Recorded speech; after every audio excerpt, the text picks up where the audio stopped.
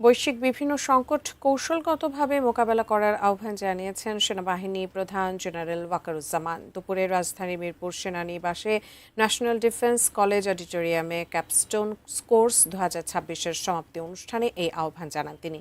বলেন, শক্তিশালী প্রতিরক্ষা ব্যবস্থা ছাড়া সফল পররাষ্ট্রনীতি সম্ভব নয়। সামরিক বিষয়ে অন্যান্য সেক্টরের মানুষদের আরও সম্পৃক্ত হওয়ার আহ্বান জানান সেনাপ্রধান।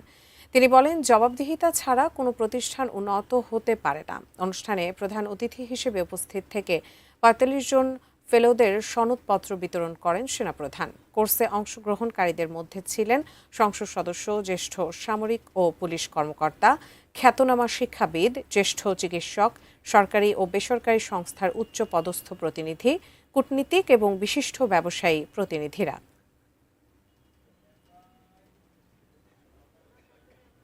যে অর্গানাইজেশনের জবাবদিহিতা নাই সেই অর্গানাইজেশন কখনো গ্রো করবে না। আমরা চাই আমাদের মিলিটারি সবসময় জবাবদিহিতার মধ্যে থাকবে।